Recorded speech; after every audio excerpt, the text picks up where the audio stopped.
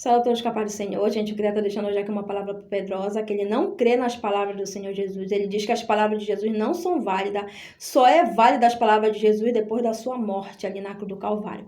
Antes da morte do Calvário, da cruz do Calvário, ele não acredita que as palavras do Senhor Jesus sejam válidas. Tudo por conta que ele diz assim mesmo, que um testamento só pode ser válido depois da morte do testador.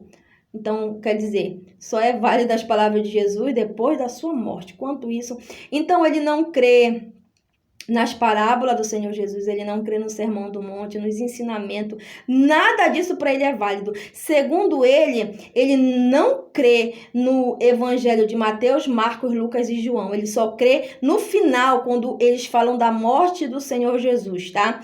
Até a morte do Senhor Jesus para cá, que vem antes da morte do Senhor Jesus, ele crê como Antigo Testamento.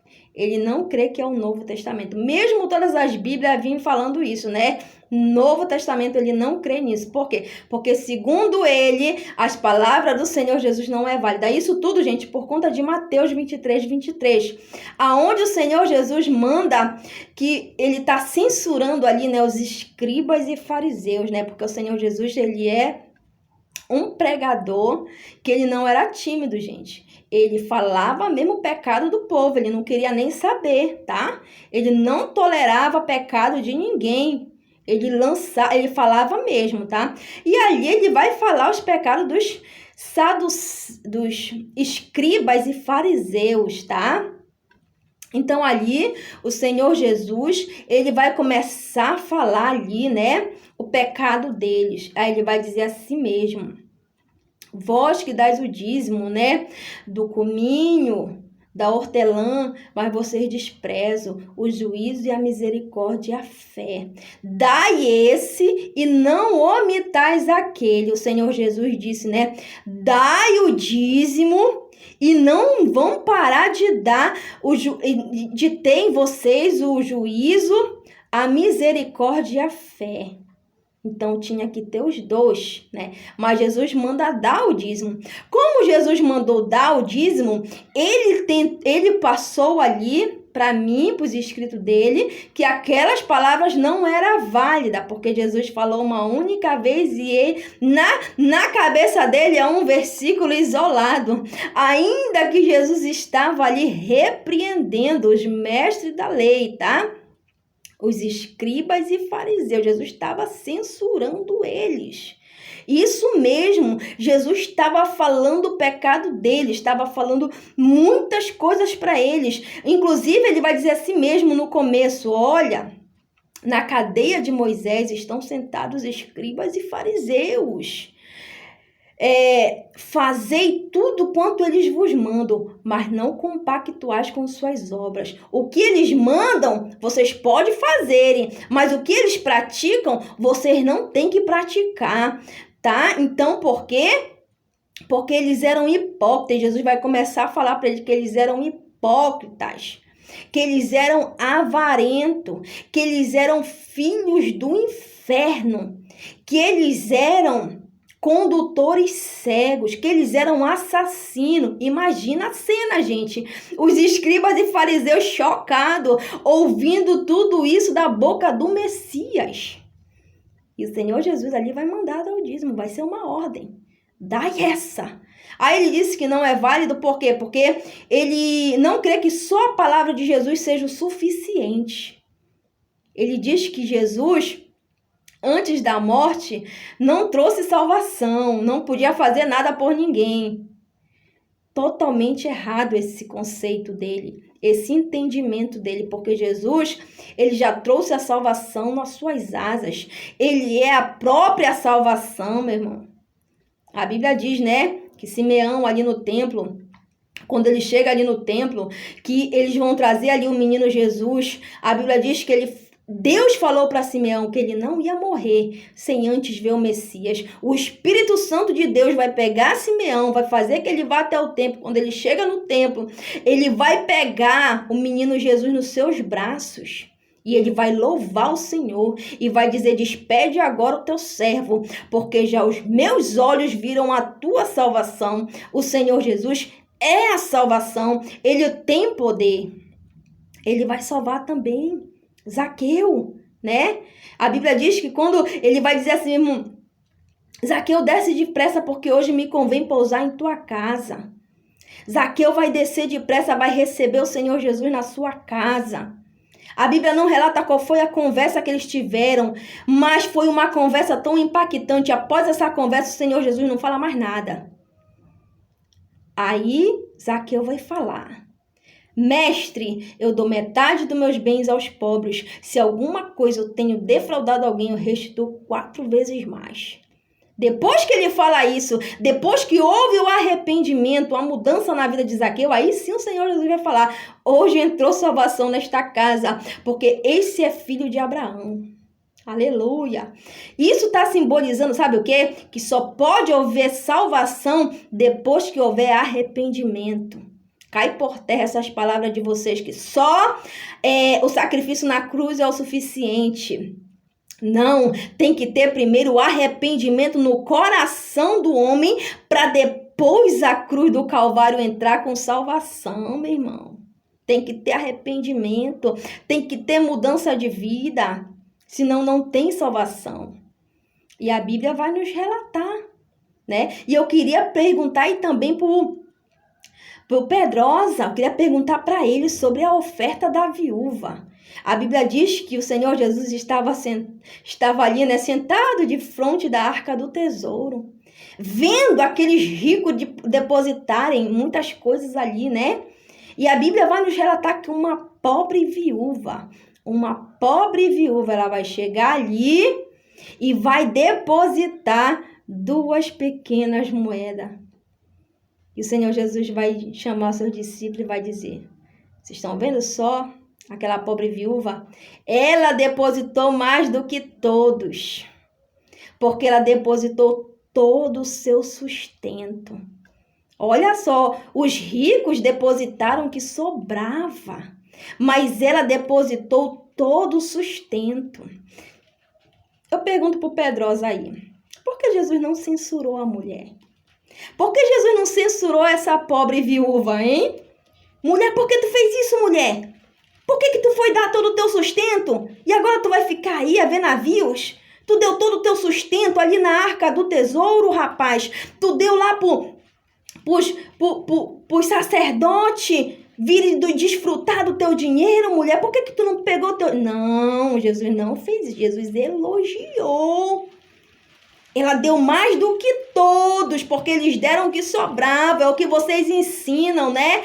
Vocês estão ensinando isso hoje, né? Que não é para a pessoa dar dízimo e nem oferta, que a pessoa tem que dar só o que sobra de oferta. Não, vocês têm que comprar o que vocês precisam para depois vocês virem dar oferta. Não foi isso que Jesus elogiou da viúva. Elogiou por ela ter dado todo o sustento. Ela não deu a metade do sustento. Ela deu tudo que ela tinha, meu irmão, para se sustentar.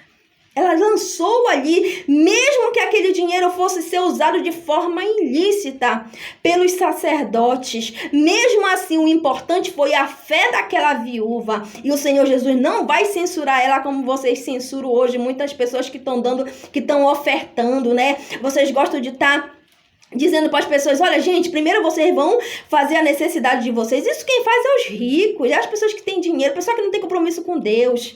Eu quero te dizer, meu irmão, que o dízimo não salva ninguém. Cristão não vai dar dízimo para ele ser salvo. Cristão dá dízimo porque ele já é salvo. Porque dízimo não vai salvar ninguém, mas todo salvo ele dá dízimo, meu irmão. Todo salvo ele dá oferta. Igualmente o meu cabelo. Eu não vou ser salva pelo meu cabelo, não é o meu cabelo que vai me salvar, mas eu deixo ele crescer porque eu já sou salva. Eu tenho prazer em cumprir a lei do Senhor. Eu tenho um prazer de cumprir os mandamentos do Senhor que ele disse em Corinto, o que ele usou o apóstolo Paulo para dizer a Corinto. A igreja de Corinto ali, dizendo que Paulo chegou e foi louvando eles, porque eles estavam retendo a tradição que Paulo tinha deixado para eles, que era para as mulheres terem um cabelo cumprido. Ele já não vai falar a mesma coisa da ceia do Senhor. Ele vai dizer, não vai mais louvar eles ali por conta da ceia, mas por conta do véu da igreja de Corinto, Paulo vai chegar elogiando eles. Aí tu vem me perguntar se eu conheço as cartas de João, 1ª, 2ª, 3ª João, meu amigo, não somente as cartas de João, mas também conheço o Evangelho de João, também conheço o Apocalipse, livro das revelações, né? A revelação ali, né? Do Apocalipse conheço. Se eu falasse que eu não conhecia, eu ia estar mentindo. Então quer dizer, olha só, né? Aonde está o coração do homem por conta do dízimo? Pedrosa, ele entrou aí com esse ensinamento dele, que as palavras do Senhor Jesus não são válidas. Quando ele viu que ele não ia ter argumento, não, peraí, a palavra de Jesus não é válida, só é válida depois que ele morre. Que negócio é esse, rapaz? Ele já trouxe salvação debaixo das suas asas, ele salvou a mulher com fluxo de sangue, ele vai dizer, olha, tua fé te salvou. Quantas pessoas Jesus salvou antes? Então é válido. Jesus, ele veio do céu, né? O Senhor Jesus, no único sermão, ele vai perder uma multidão. Ele vai perder uma multidão de pessoas. O Senhor Jesus, ele não falava para as pessoas se alegrarem. Ele falava para que houvesse arrependimento. Era para isso que ele falava. Ele vai perder uma multidão. A Bíblia diz que depois, quando ele está ali em Cafarnaum, né? O povo vai até ele lá por conta do milagre do pão. Vão chegar até ele lá e vão falar assim mesmo, mestre, como chegastes aqui, mestre? Hein? Uma pergunta inusitada, né? O Senhor Jesus vai responder essa pergunta, sabe como? Com uma acusação. De verdade, eu vos digo, que vocês me procuram, mas não é pelos sinais que vocês viram, não. Foi pelo pão que vocês comeram, vos saciaram. Trabalhar não pela comida que perece, mas pela comida que permanece para a vida eterna. Então quer dizer, aí eles vão continuar, né? E Senhor, e o que eu preciso fazer para cumprir a obra de Deus? Aí vem a pergunta, né? Eles achavam que a obra de Deus, a salvação vinha através do meu mérito, da minha obra. Mas a salvação, ela não vem por méritos humanos, não. Ela é dádiva, é presente de Deus. O Senhor Jesus vai responder para ele, vai dizer assim mesmo, a obra de Deus é que vocês venham crer naquele que ele enviou. Aleluia. Jesus é a salvação. Você tem que crer nele. Você tem que cumprir as palavras que ele falou. Todo o Novo Testamento é válido. Ainda que tenha escrito uma única vez. É isso que os teólogos não aceitam. E eu aceito. Eu aceito. Eu creio. Basta Jesus falar uma única vez. Apesar de que não tem uma única vez sobre o dízimo. Tem também lá o escritor de Hebreus, né? O escritor de Hebreus vai dizer lá em capítulo 7, ele vai explicar sobre o dízimo de Abraão. Como ele é importante, que o sacerdócio de Cristo é segundo a ordem de Melquisedeque, não é segundo o sacerdócio levítico. Ele vai falar ali, meu irmão. Aí vocês vêm querer falar que não, que o dízimo é da lei. Dízimo não teve início na lei, meu amigo. Dízimo teve início 400 e poucos anos antes da lei. Não tem nada a ver com lei. Mas todo salvo, ele dá dízimo. Todo salvo, ele honra a Cristo, principalmente as mulheres. Deixa os seus cabelos crescer. Toda mulher, ela honra o seu corpo. Por quê? Porque é doutrina bíblica. As vestes da mulher tem que ser com modéstia e pudor, tá? Eu quero te dizer que as minhas vestes não vão me salvar, não. Mas eu me visto bem com modéstia e pudor porque eu já sou salva. Não tem nada a ver, meu irmão, querer botar essas coisas, dizer que a gente estamos presos nisso para se salvar, não. A gente pratica as obras de Deus, a gente pratica o que Jesus mandou a gente fazer porque nós já somos salvos. É por isso que a gente pratica tudo isso. Pela fé. Porque nós cremos que nós não somos daqui desse mundo. A gente crê que aqui nós somos apenas peregrino e forasteiro. É isso que a gente crê. Então, continua aí com os teus ensinamentos. Continua, mas eu queria deixar bem claro isso aqui para ti, tá? Que para nós os cristãos, as palavras de Jesus, elas são válidas sim. Sermão do Monte, os ensinamentos do Senhor Jesus, as curas, salvação, tudo é válido. A gente não vamos tirar nada do Novo Testamento, meu amigo. Nada vai ser tirado do Novo Testamento para nós, nem do Velho. Aí tu vem dizer que coisas não são válidas. E eu vou te dizer mais uma coisa. Segundo a Bíblia vai dizer assim mesmo, que toda a escritura é divinamente inspirada e proveitosa para ensinar, corrigir, redarguir e instruir, para que o homem de Deus seja perfeito, perfeitamente instruído para toda boa obra. Sabe o que isso quer dizer? Toda a escritura é divinamente inspirada. Toda a escritura é válida, tanto o Novo como o Antigo Testamento.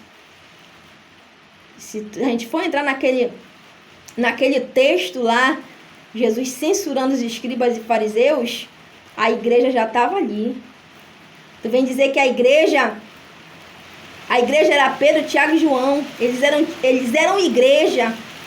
A Bíblia diz que o Senhor Jesus, ele quebrou a parede que separava. De ambos os povos ele fez um só, ele fez a igreja do Senhor. Não existe mais negócio de judeu nem grego. O Senhor Jesus quebrou essa parede aí que fazia essa separação. E de ambos os povos ele fez um só. Sabe qual foi o que ele fez? O corpo de Cristo, que é a igreja. Aí tu vem falar que Pedro, Tiago e João, que tinha a palavra que era para... Meu amigo, pelo amor de Deus...